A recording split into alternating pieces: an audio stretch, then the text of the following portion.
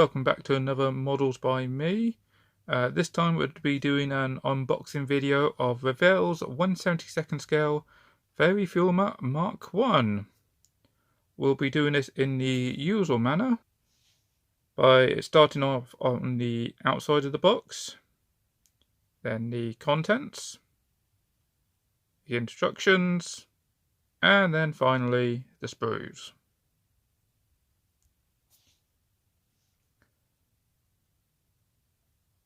So a little bit of history on the Fulmar itself. It was actually a development from the Fairey battle. Looked kind of similar to this, except for the entirety of the top was basically like a giant greenhouse. The battle was basically a light bomber with a single forward firing machine gun, a single rearward firing machine gun, 3 crew, about 1,000 kilos of bombs, pretty certain it was 1,000 kilos, and the Merlin engine. Hopelessly outclassed by the time it actually got into combat.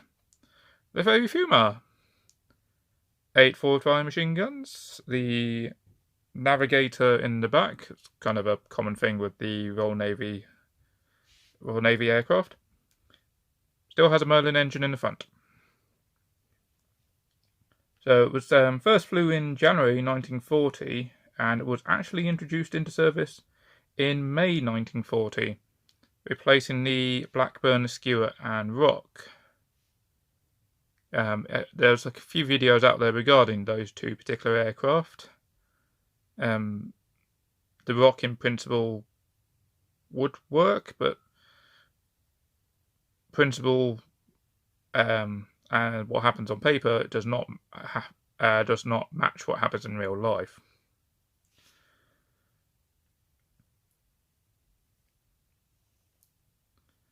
So Fulmar's saw combat in the North Atlantic campaign, actually escorting convoy ships to Malta, as well as helping Hurricanes and Spitfires take off and in turn guide them to Malta itself. Unfortunately, I think the Fulmar that did that then unfortunately crashed, if I remember reading. I could be mistaken. Did okay against the Italian planes, but when the German land-based fighters turned up, yeah, the Fulmar was outclassed again.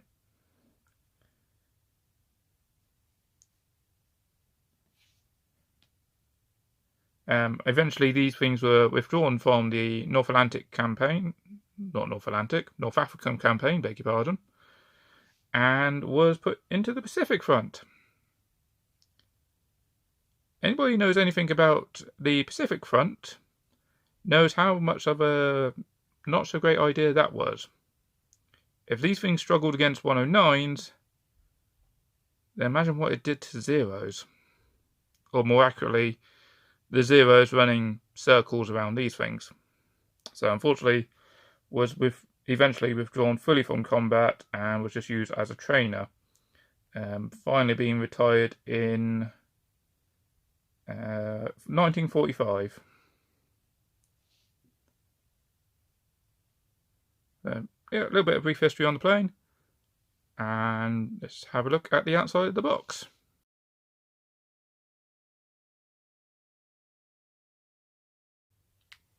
After I put the title card up. Alright, let's have a look. What's this side? So, contents, we have all of them come out in one go. Yep, all of it came out in one go. Okay, so we got the sprue, all nice and bagged up. Sprue singular, sprue plural. Well, 1, 2, 3. Instructions and the decal sheet, which look a little worse for wear. Let's flip them over. 2 variants, but the rest of it is pretty standard. Why? Oh, I've said that enough times. The red dots go in the middle. I don't know why they can print it on this one, but they can't print it on this one. I would query if that's because the white has to go in last over the red, or I don't. If anybody actually knows why these were kept separate back in the day, let me know. Decaled instrument panel and compass. They include the compass. At least I think that's the compass. And the machine gun. So you can see this is an early style where I remember even Airfix doing this, where instead of having actual holes from the machine guns, little black dots. Yay. Okie dokie. And that's it.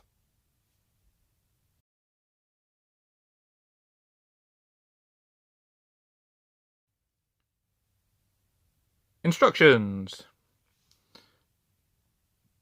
Looking at these, well, just reading the instructions, and it's almost like thin, like chip paper, chip shop paper instructions. This is a classic Revell kit. This is a classic.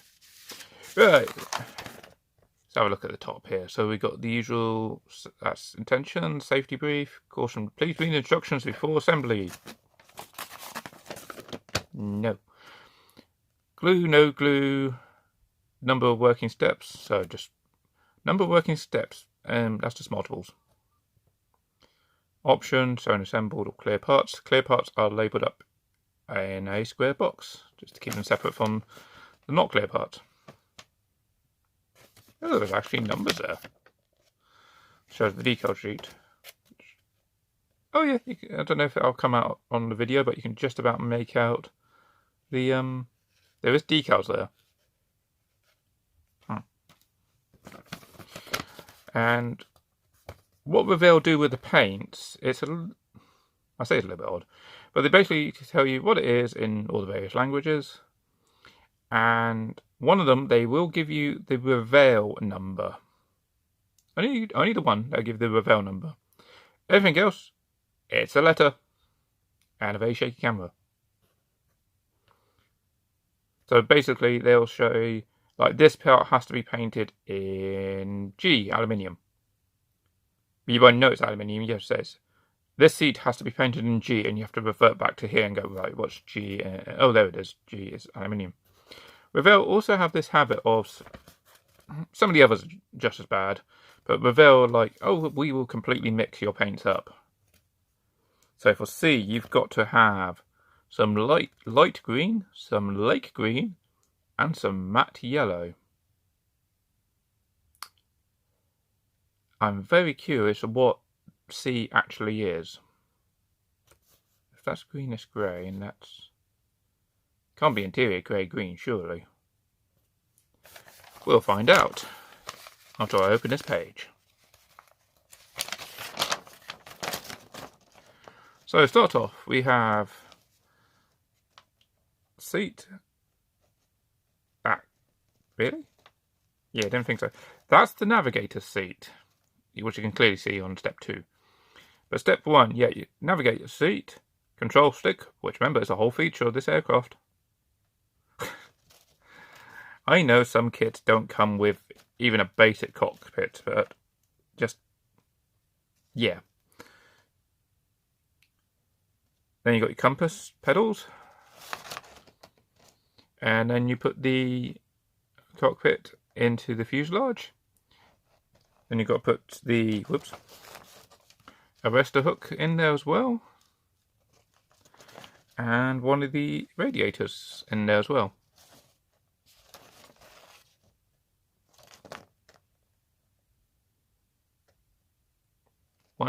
Sorry, I just noticed this. I was about to go to step 3. Same here. 3P, 3L.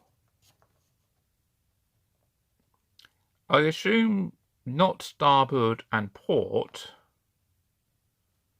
It can't be port and left side, because port and left are both left.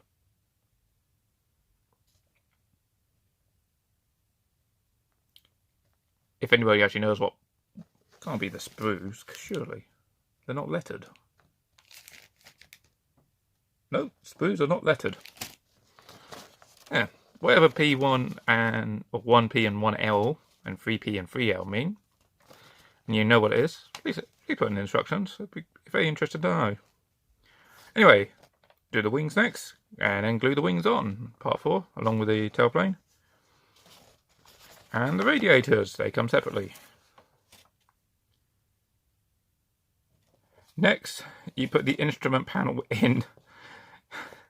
So you put the assemble the entire plane, and then you put the instruments in. Okay, whatever. Put the seat onto the backrest, and in turn put the additional backrest on. Put the canopy over the top, and then I think those are in the wrong place. Parts 31. Because that's saying to go over the exhaust, which you just put in on the step above. Those, I believe, as they're not mentioned anywhere else, spoilers, they're not mentioned anywhere else. There, the air intakes there. They've put those in the completely wrong place.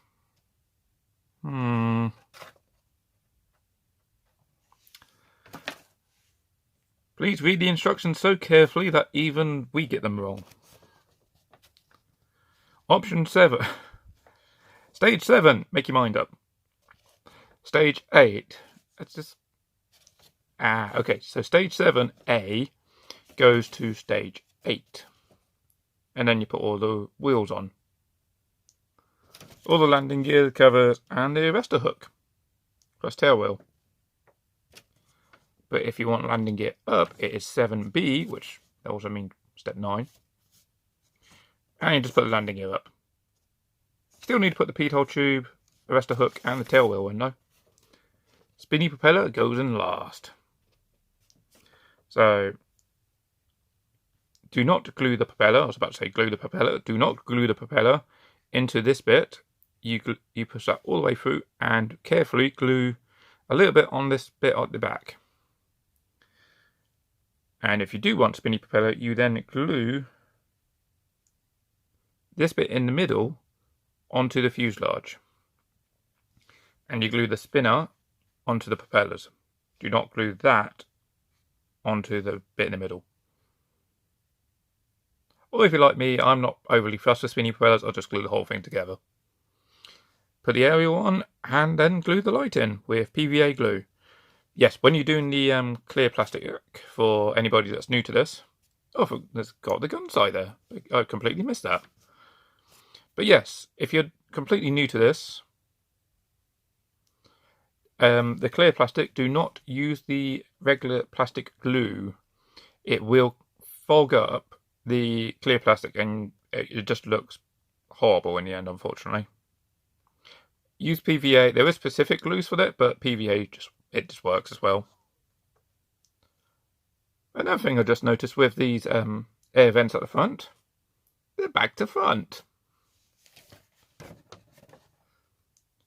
Flat and open at the front, that then go aerodynamically into like teardrop or reverse teardrop. This has, well, if you read the instructions correctly or incorrectly, it has the point of the teardrop at the front and then the open bits at the back, which you then put over the exhausts. Oh, Revell. But as you can see, peering over the corner, we haven't had... Oh, there's C. We've had a C. I can't confirm exactly what that is, but I can see C on the next page. So we have 809 Squadron, which covered the Malta convoys in August 42, flown by Sub-Lieutenant A.H. Morrison. Which this is in... Is this the... Yeah, this is the box art one, so it's got the bright yellow tail, 6F. Down the side, and A, B, and C. So C is the lighter colour.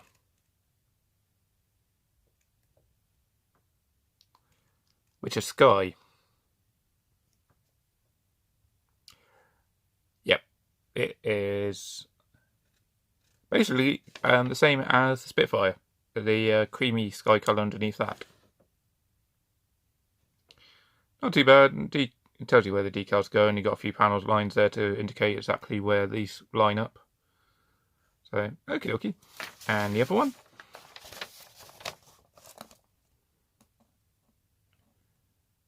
And pretty much the same again. Is it the same camouflage scheme?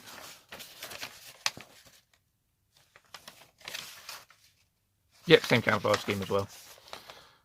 And so this one is for 809 Squadron again. Generic, where it's not got a pilot assigned to this one. But yeah, that's it for the instructions.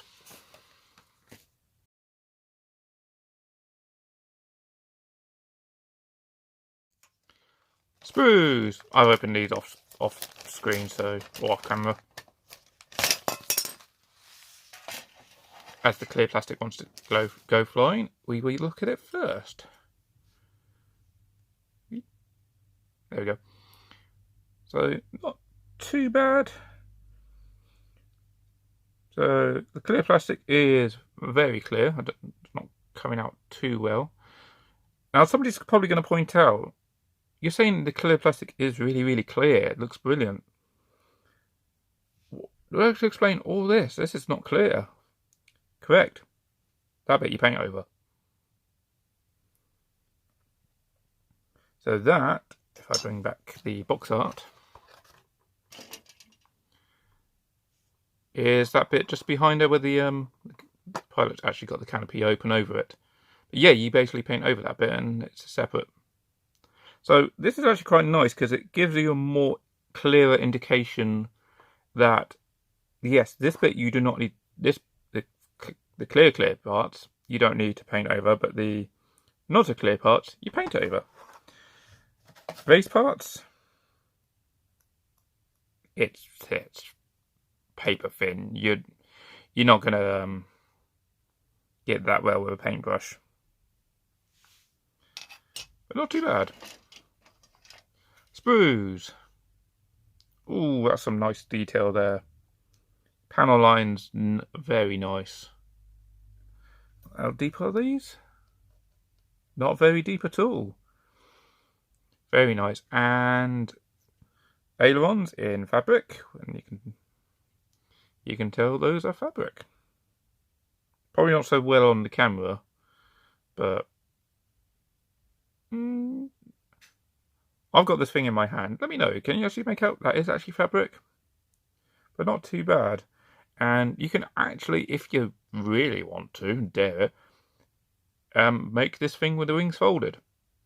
Heavy conversion, because it basically folds along this line here. And I believe this bit here also folds up and over. The Fleet Air Arm Museum in Yeovilton, they've got in fact, if I remember correctly, it's the very first Fulmar, really. It somehow survived, and it was used like a hack aircraft, so they used it for all sorts of parts, all sorts of projects. But it still exists, and they have the wings folded, so you can actually see what this thing's supposed to be with say, the wings folded for storage. I keep getting sidetracked in this video. Anyway, so we've got part of the tails there, the ailerons, and that's the underside. That's the aileron. Undercarriage, not too bad. Not a lot of detail on the struts, unfortunately, but the wings look awfully nice. Underside, which we're probably not going to see anything for this one, but we should hopefully see something this side. Nope, we don't. A little bit, actually. Got a little bit of framework there, or panel work. Probably not going to really see it, but the satisfaction part, you know it's there. Navigator's seat. Not too bad. Next bit, fuselage.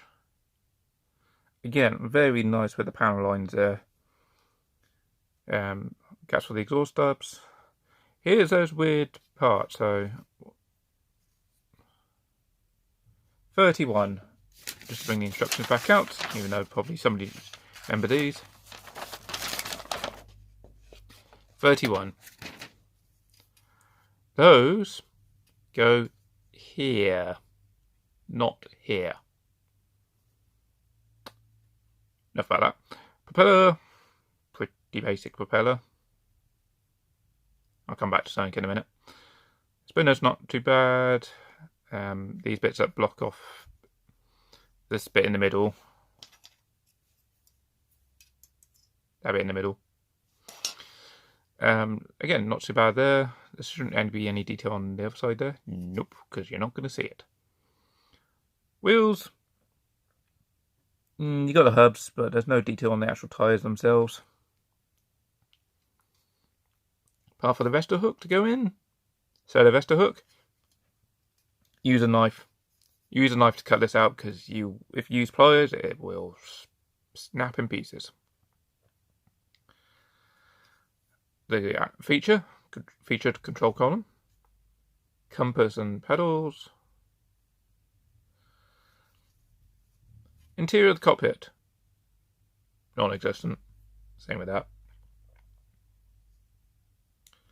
But that's about it. The tail wheel, pretty standard, and the instrument panel, I swear I was going to come back to, being in middles, and yeah, you can make out the dials.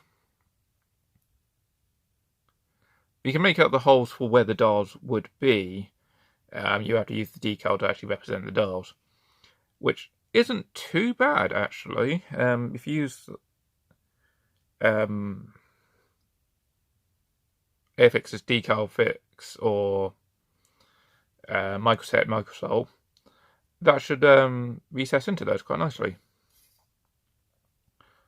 But yeah, sprue, not too bad. The panels, lines, quite good on this one.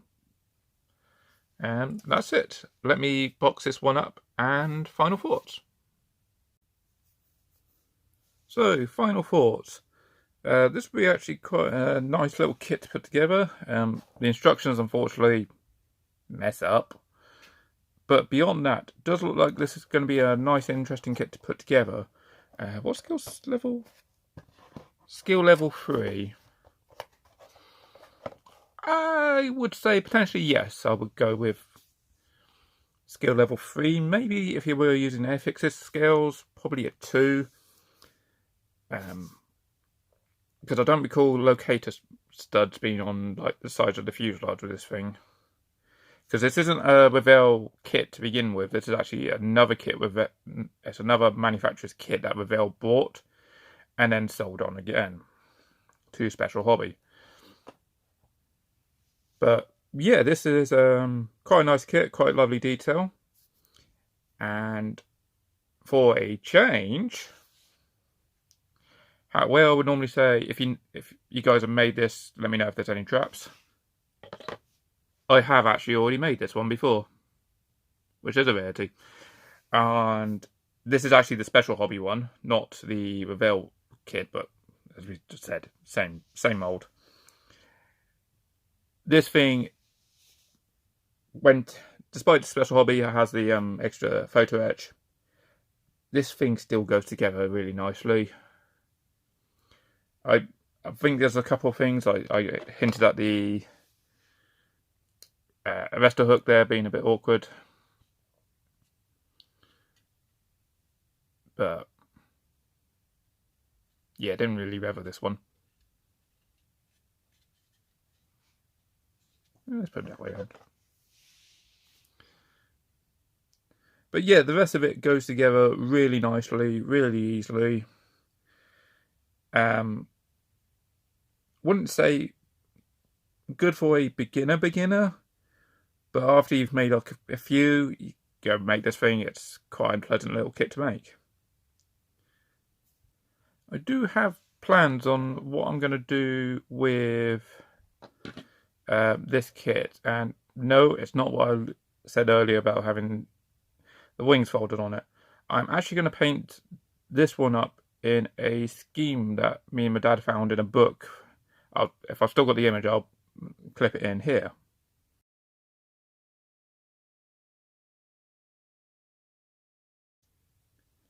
But yeah, I'm going to paint this one up in that particular scheme.